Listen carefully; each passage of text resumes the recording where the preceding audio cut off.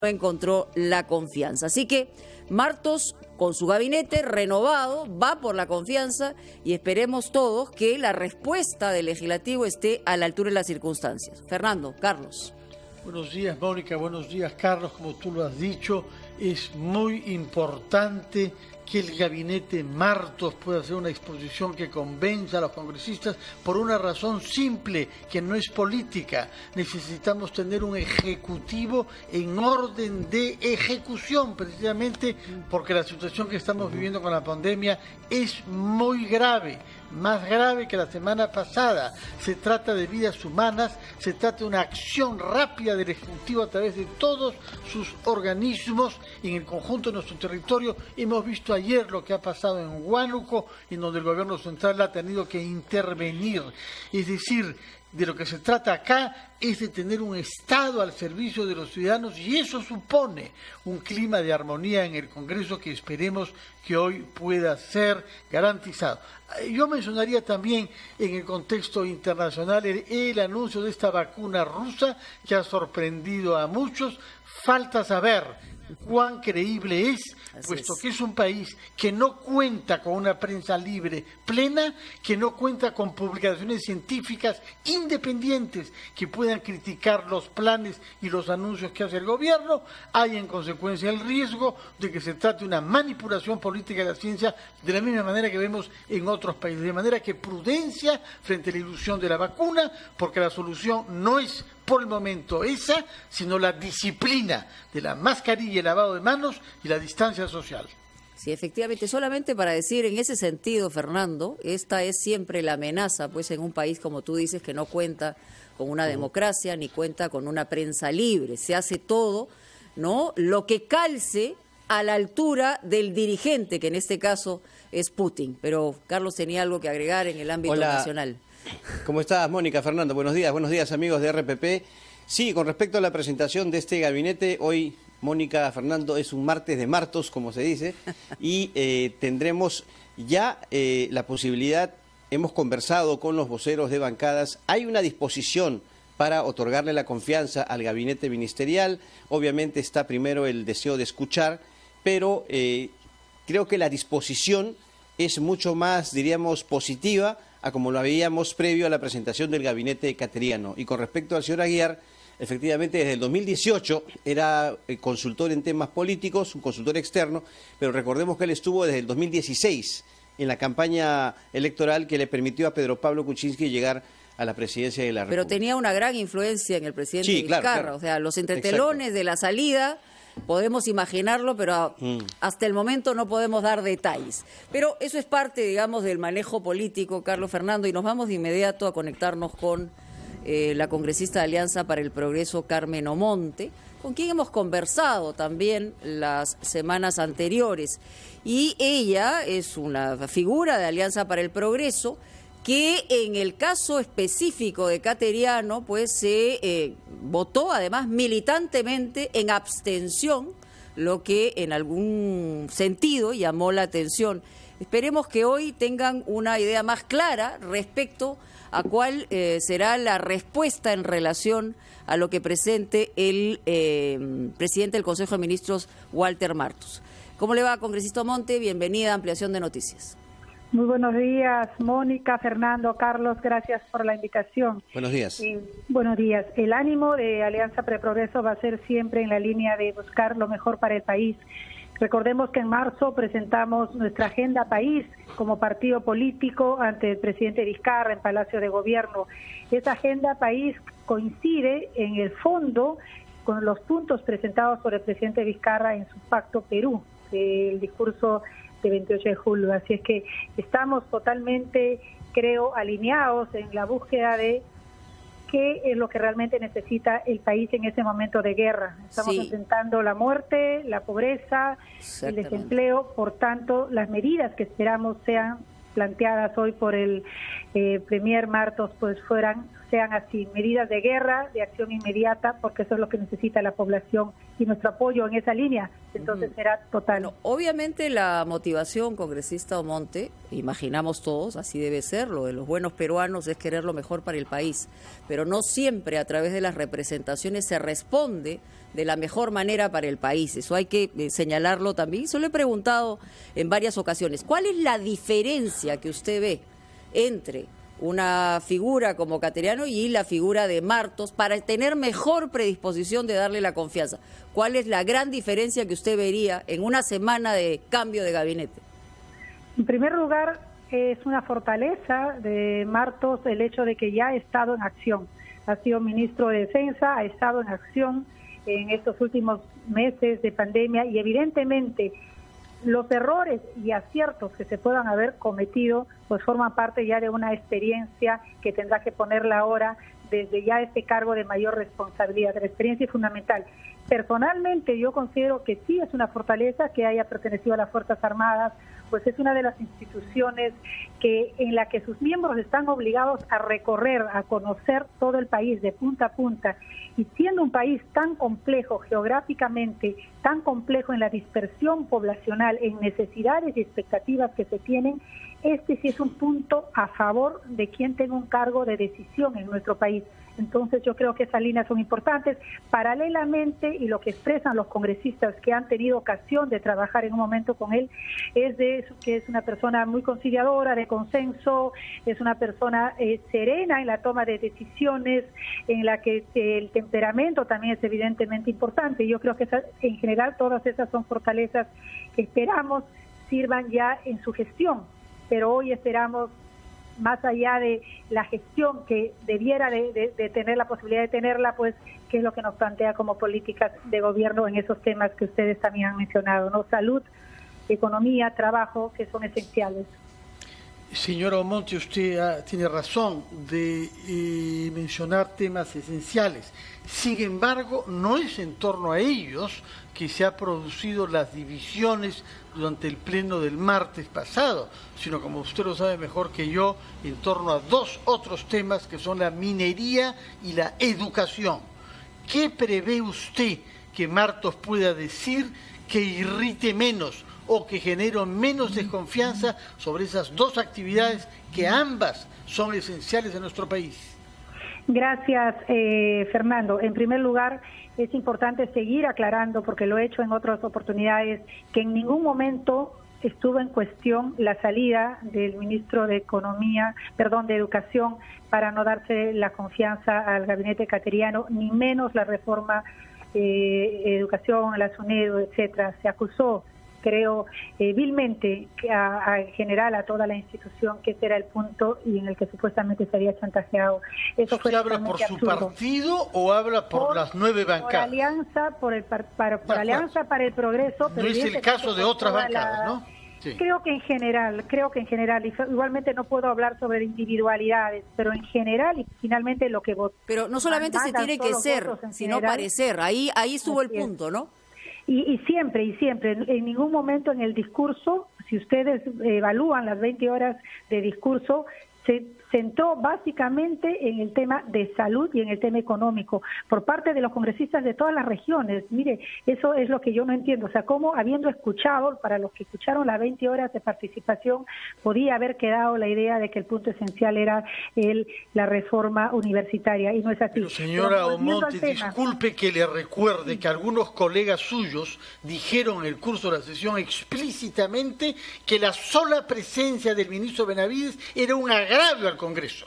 Eso se dijo delante de usted, de manera que no puede escamotear que ha habido una actitud hostil frente a lo que Martín Benavides encarna por su labor en la SUNEDU, que es la razón por la cual va a ser interpelado el jueves.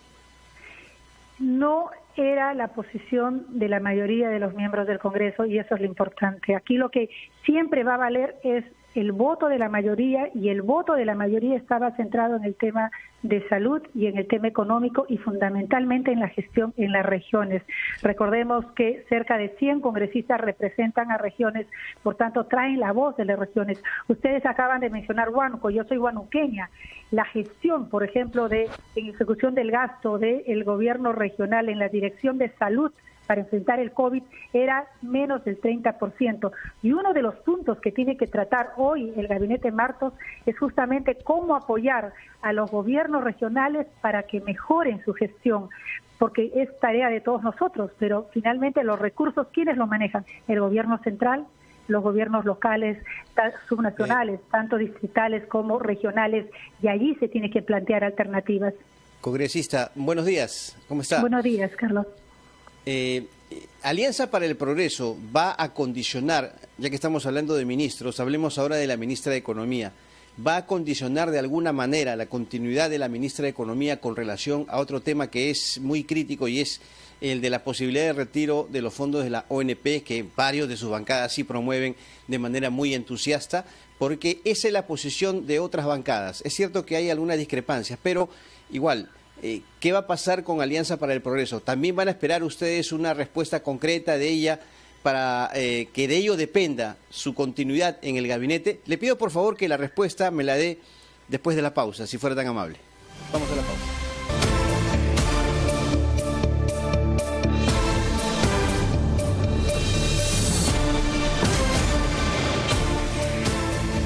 Voto de confianza.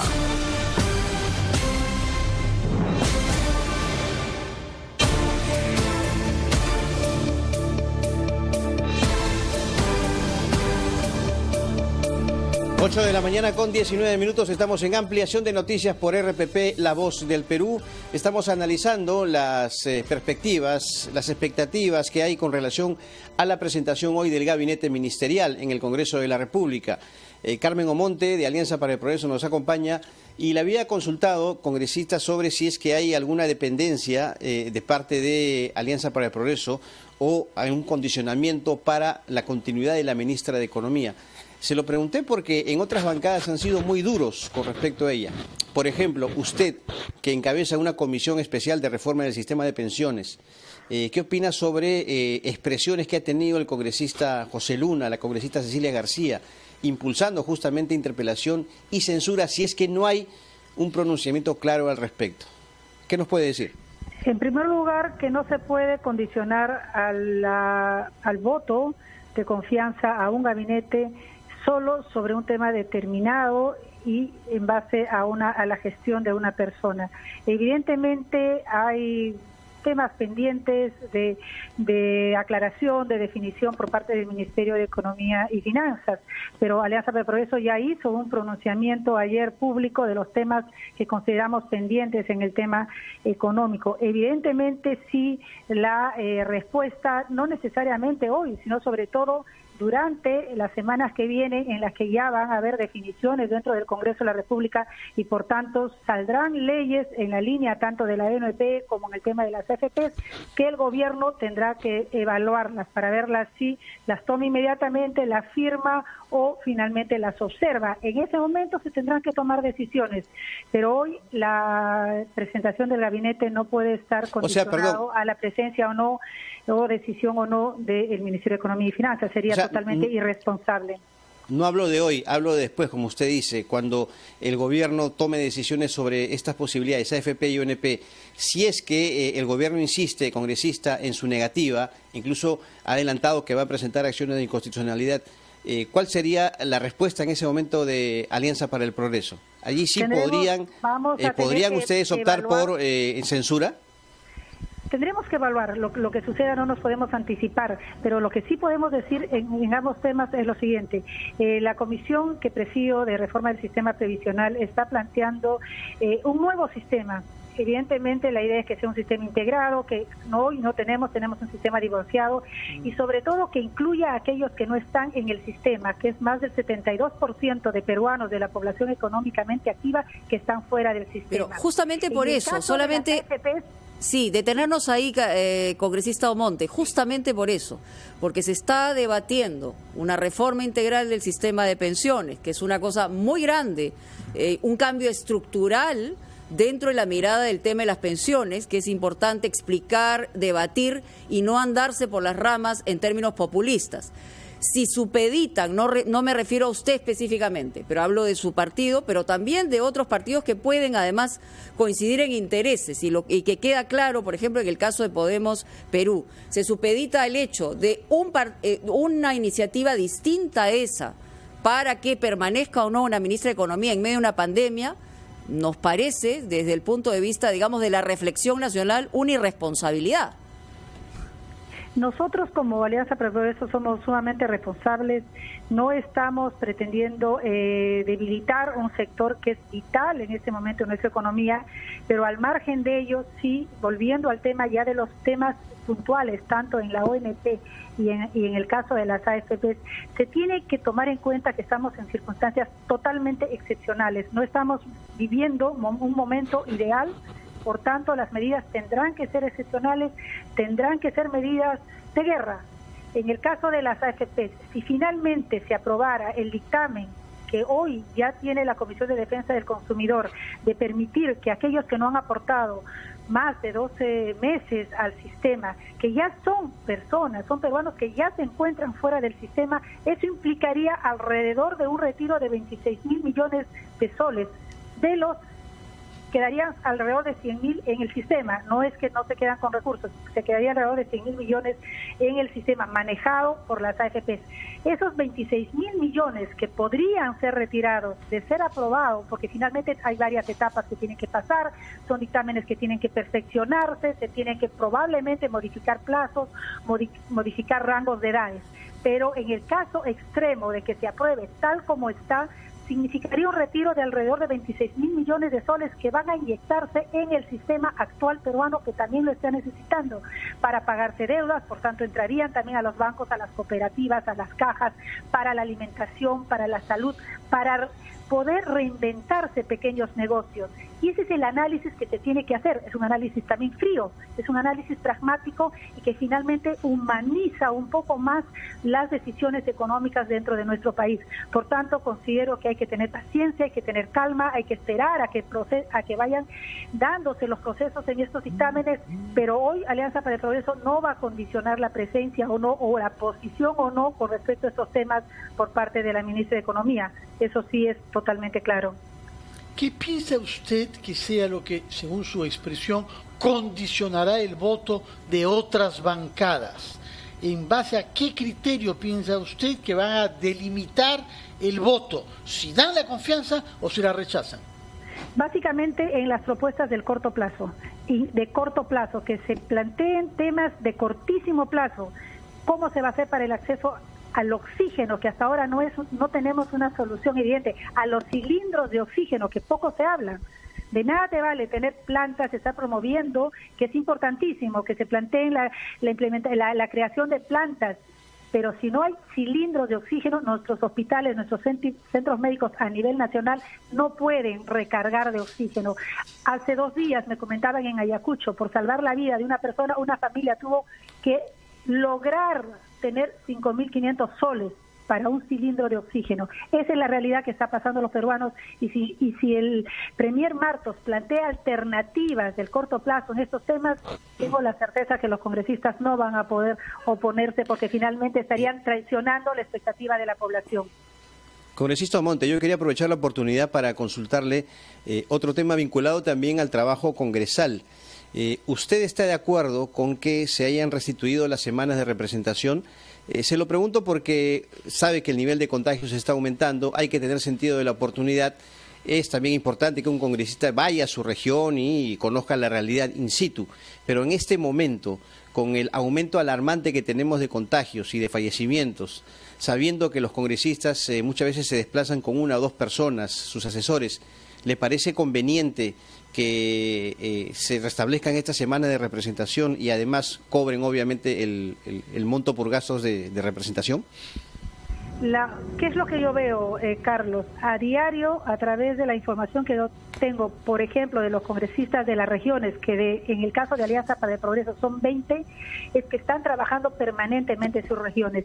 Y han habido muchos contagios, gracias a Dios, no han sido de efecto letal a los congresistas, pero muchos congresistas se están contagiando porque están ya trabajando en sus regiones. Entonces, es darles una facilidad a que estén en sus regiones, a que sigan trabajando, evidentemente con los protocolos, con los cuidados posibles, pero la población necesita... Pero ve usted el riesgo, usted dice, perdón, congresistas que se contagian, pueden ser asintomáticos, tienen asesores, trabajadores, se reúnen con autoridades... Ahí está la cadena. Por eso hablo yo del riesgo que existe. Ya lo vienen haciendo. Habló de la pertinencia. Así es. Ya lo vienen haciendo, al igual que lo están haciendo los alcaldes, al igual que lo están haciendo las autoridades, al igual que lo tienen que hacer los ministros que están viajando a diario a las regiones. Los ministros se han dividido en regiones. Por tanto, por ejemplo, en el caso de Huánuco, es la responsable la ministra de la Mujer. Ha estado hace 2 días también en Arequipa. No tenemos otra alternativa, Carlos.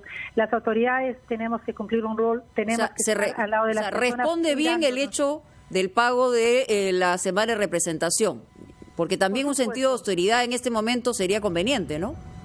Por supuesto, en el sentido de que están haciendo un trabajo y un trabajo sacrificado, un trabajo de riesgo.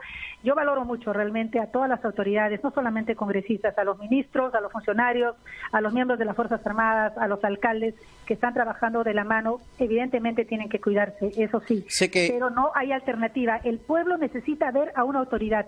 El pueblo necesita que haya un intermediario para que funcione el sistema. Lo que hoy tenemos que proteger es el sistema democrático, que prevalezca, que la gente considere que el sistema sí funciona, y para eso tiene que ver a sus autoridades. Sé que congresistas, disculpe, sé que hay congresistas, sé que hay otros parlamentarios que han expresado su deseo de, renunciar a ese monto por gastos de representación. ¿Cuál va a ser la actitud de los integrantes de su bancada, los que tienen que viajar, obviamente, los que viven en el interior?